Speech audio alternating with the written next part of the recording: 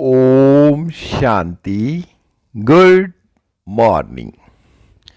16 फरवरी 2022। मीठे मीठे बाबा की मीठी मीठी मुरली का मीठा मीठा मनन हम सब फरिश्ते मिलकर बाप दादा के साथ करते हैं। बाप दादा दृष्टि दे रहे हैं और वरदानों से भरपूर कर रहे हैं। बाबा बोले, बच्चों आज की मुरली से क्या शिक्षाएं ली? मीठे बाबा, आज तो आपने हमें बहुत प्यारी प्यारी शिक्षाएं दी। बाबा, आज आपने कहा मीठे बच्चे संगम युग पर बाप आए हैं तुम बच्चों की दिल व जान से सेवा करने। अभी यह ड्रामा पूरा होता है, तुम सबको वापस घर चलना है। ठीक कहा बाबा आपने संगम युग पर हम बच्चों की सच में बहुत सेवा कर रहे हैं और अब संगम का भी थोड़ा सा समय बचा है और बाबा ने कहा अब तैयारी करो घर चलने की।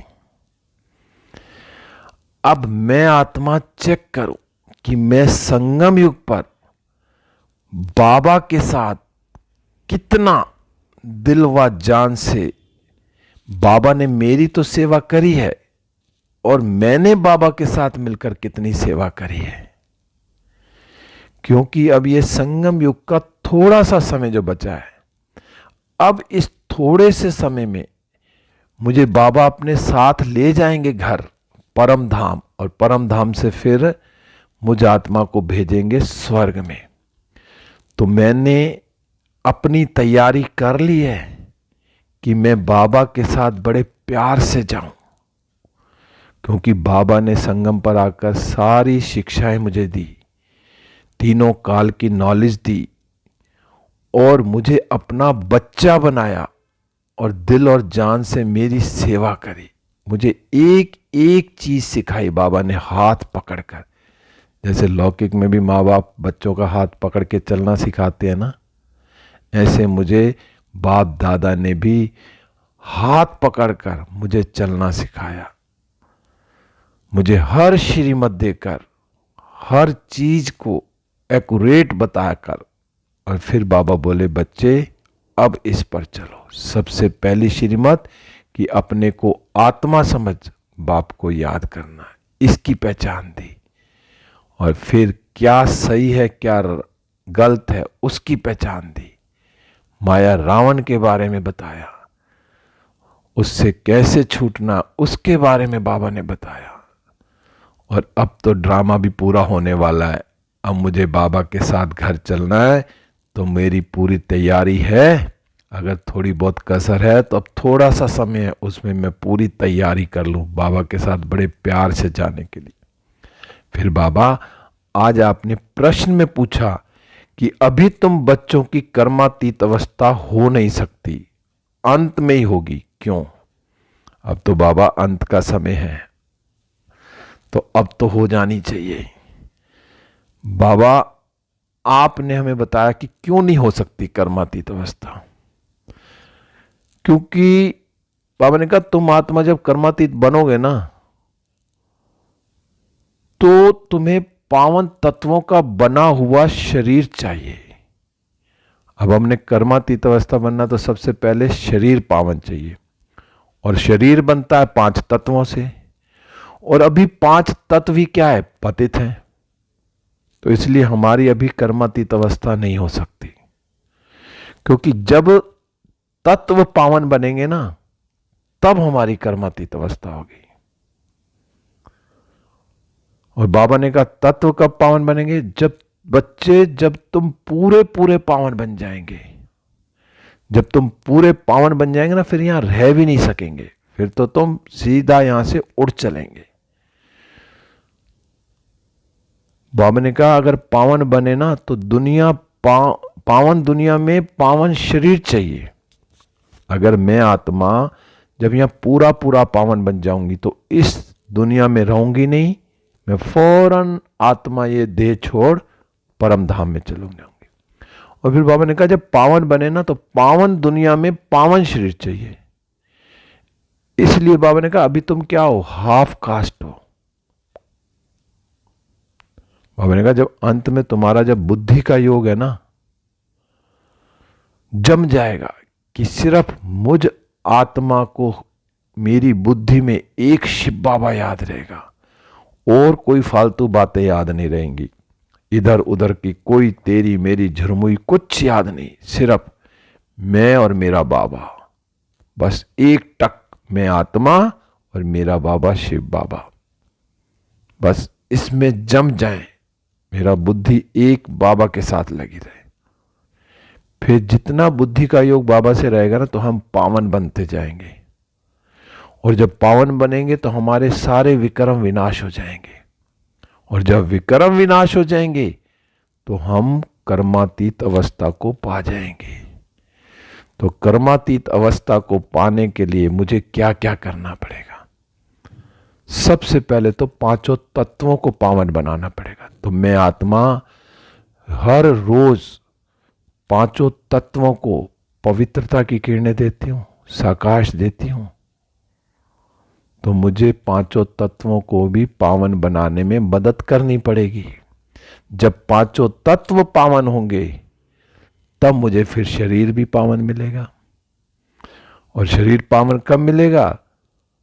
जब मैं पावन हो जाऊंगी तो मैं फिर इस देह में रहूंगी नहीं, फिर नई दुनिया में आऊंगी पुरानी दुनिया को छोड़कर।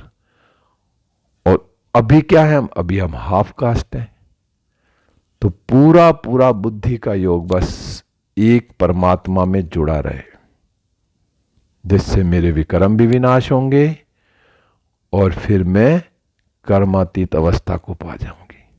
फिर आज बाबा ने गीत चलाया, दूर देश का रहने वाला आया देश पर आए, परम धाम से शिव बाबा हम बच्चों के लिए इस समय इस धरा पर आए।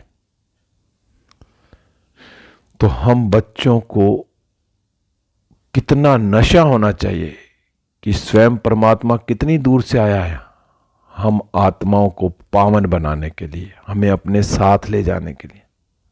दूर देश से मुसाफिर, जिसे शिव बाबा कहते हैं, जिसे सारे मनुष्य मात्र जीव आत्माएं याद करती हैं, क्योंकि सारी आत्माएं किसको याद करती हैं? परमपिता परमात्मा को। मैंने कहा वास्तव में सारी जो जीव आत्मा है ना, मुसाफिर है।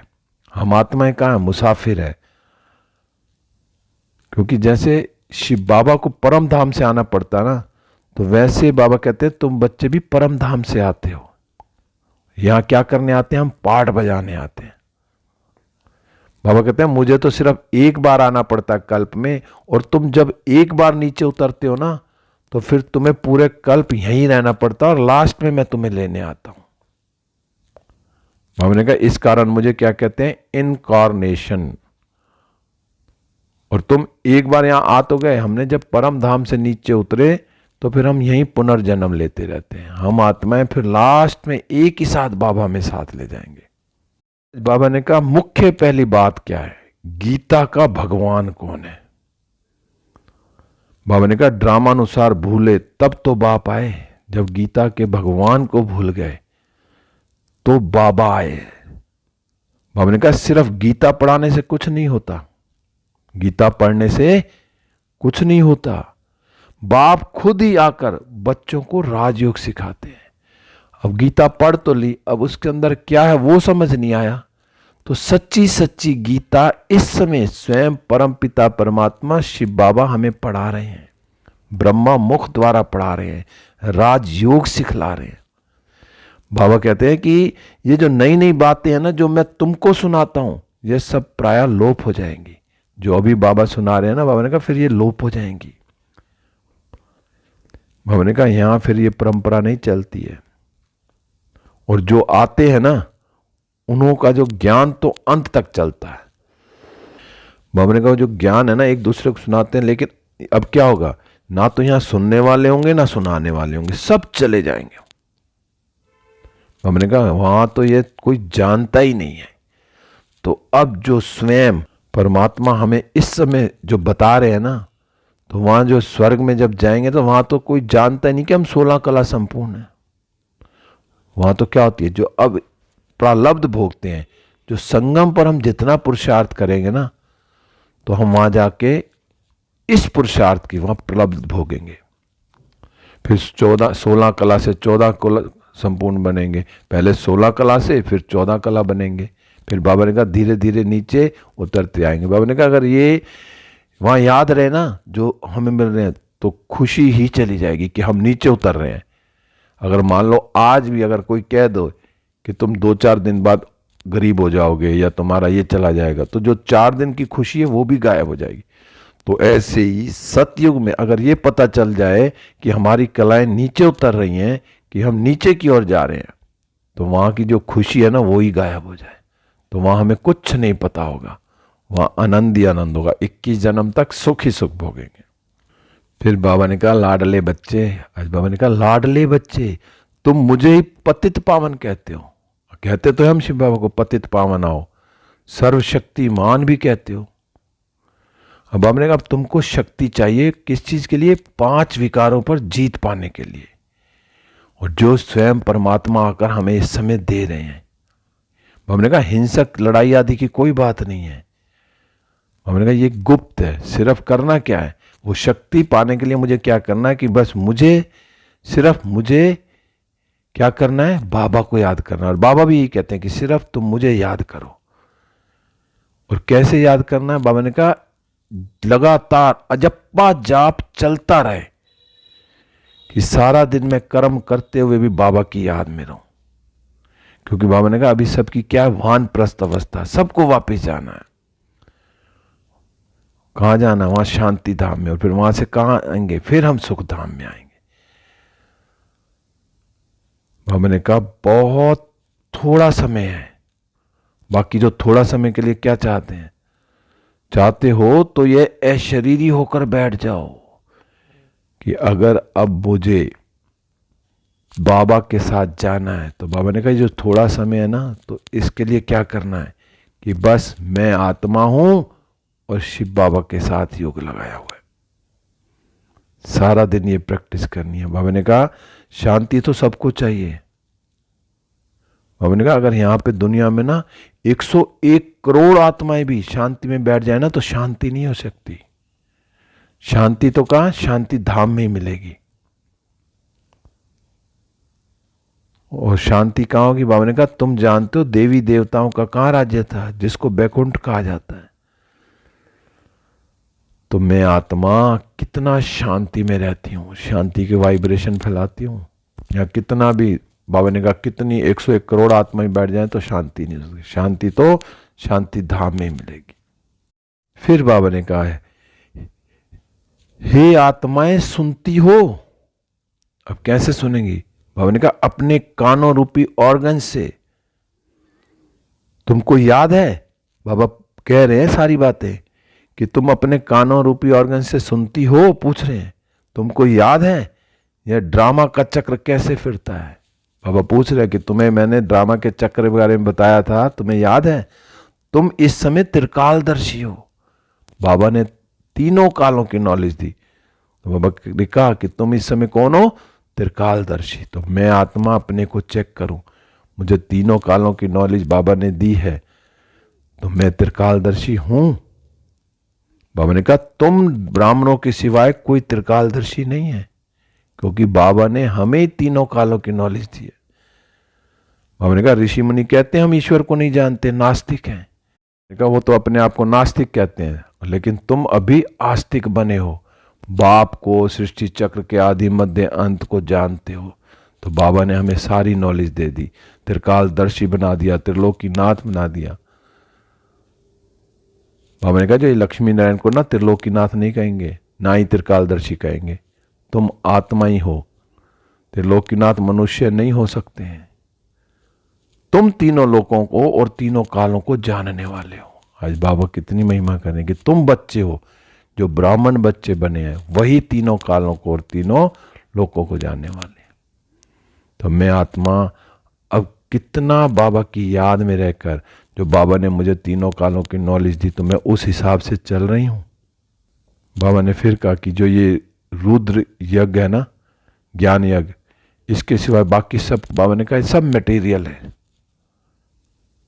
बाबा ने समझाया कि इसको यज्ञ क्यों कहते हैं, क्योंकि ये यज्ञ क्यों है, क्योंकि ये जो पुरानी दुनिया की सामग्री है ना, ये सब इसमें स्वाह होनी है। तो जो बाबा ने यज्ञ रचा है, तो इस यज्ञ में सारी पुरानी दुनिया की सामग्री स्वाह होनी है। इसलिए कहा जाता है क्या, कि परम पिता परमात्मा ने यज्ञ रचा है। जो भगवान ने यज्ञ रचा उसमें सारी पुरानी दुनिया स्वाह होनी है, और जिससे मनुष्य देवता बन जाते हैं फिर। और बाबा ने कहा देवताओं के पैर पुरानी दुनिया में नहीं आते हैं, तुमको तो बाप ने सब कुछ साक्षात करा दिया है। अब बाबा ने हमें सब कुछ क्लियर कर दिया है, तो मैं आत्मा कितना पुरुषार्थ कर रही हूं। बस बाबा ने फिर आज वरदान में कहा कि दृढ़ संकल्पधारी भव। बाबा कहते शुद्ध संकल्पों के घेराव द्वारा सदा छत्र छाया की अनुभूति कराने वाले दृढ़ संकल्पधारी भव। आज बाबा ने कहा जो आपका जो है ना एक शुद्ध संकल्प और श्रेष्ठ शक्तिशाली संकल्प बहुत कमाल कर सकता है। तो मैं आत्मा सारा दिन, जब बाबा ने तो सिर्फ एक के लिए कहा कि अगर एक शुद्ध संकल्प और शक्तिशाली संकल्प हो ना, वो बहुत कमाल कर सकता है। क्या कमाल कर सकता है, बाबा ने बताया कि जो शुद्ध संकल्पों का बंधन व घेराव कमजोर आत्माओं के लिए छत्र छाया बन सेफ्टी का साधन व किला बन जाता है। अगर मैं आत्मा शुद्ध संकल्प चलाती हूं तो जो कमजोर आत्मा है ना, उनके लिए छत्र छाया बन जाता है कि मेरा हर संकल्प शुद्ध हो, और वो सेफ्टी का साधन भी बन जाता है। तो बाबा ने कहा इसके लिए करना क्या है, सिर्फ इसके लिए अभ्यास में पहले युद्ध तो चलेगी, व्यर्थ संकल्प भी आएंगे, लेकिन मुझे क्या करना है, व्यर्थ संकल्पों को शुद्ध संकल्पों से काट करनी है। क्योंकि क्या, जब लड़ाई चलती है तो कौन जीतता है, जो शक्तिशाली होगा। तो मेरे शुद्ध संकल्प जितने शक्तिशाली होंगे तो नेगेटिव संकल्पों को काटते जाएंगे।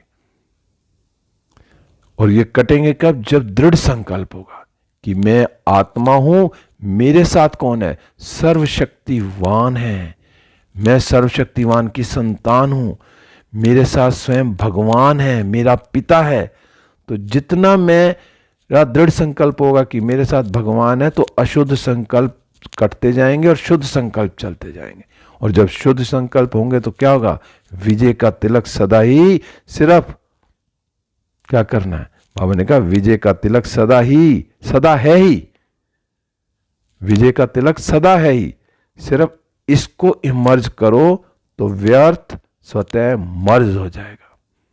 जब मैं कौन हूं, कल्प कल्प की विजयी आत्मा हूं। चाहे आज मुझे लग रहा है मेरी थोड़ी सी हार हो रही है, लेकिन पता है बॉक्सिंग में क्या है, 4 घूसे उसने मारे तो 2 हमने मारे, हमें लगता है हम कमजोर हैं, लेकिन हमें अंदर से पता है कि भगवान ने कहा है कि तुम कल्प कल्प की विजयी आत्मा की जीत मेरी होनी है। जब मेरा एक यही संकल्प रहेगा कि लास्ट में विजय मेरी होनी है, ये बीच बीच में थोड़ा सा अगर मैं हार भी जाता हूं लेकिन विजय मेरी होनी है, तो जो ये व्यर्थ संकल्प है ना, क्या होंगे, मर्ज हो जाएंगे, और जो है समर्थ क्या है, चलते रहेंगे। तो मैं आत्मा दृढ़ संकल्पधारी हूं, बस मेरा हर संकल्प दृढ़ होना चाहिए, पॉजिटिव होना चाहिए।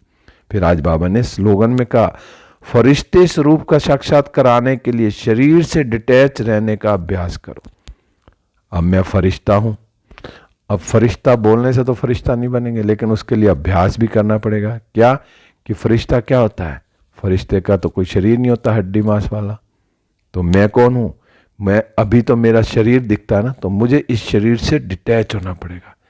तो मैं फरिश्ता जब कराऊंगा, अगर फरिश्ता बनना है, फरिश्ते का साक्षात्कार करना है, तो मुझे इस शरीर से डिटैच रहने का अभ्यास करना पड़ेगा बार बार, कि मैं आत्मा हूं, सूक्ष्म शरीर के साथ मैं फरिश्ता रूपधारी हूं।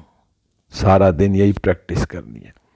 ओम शांति। अब हम सब फरिश्ते उड़ चले विश्व ग्लोब पर, बाप दादा की किरणें मुझ पर आ रही हैं और मुझसे सारे विश्व में फैल रही हैं। सारा विश्व सुख शांति आनंद और प्रेम से भरपूर होता जा रहा है। अब मैं बाबा के साथ सूक्ष्म वतन में, बाबा मुझे दृष्टि दे रहे हैं और वरदानों से भरपूर कर रहे हैं। मैं फरिश्ता बाबा से दृष्टि लेते हुए वरदानों से भरपूर होकर वापस इस देह रूपी मंदिर में हूँ। सारा दिन बस मैं कौन, मैं फरिश्ता हूँ। ओम शांति, ओम शांति, ओम शांति।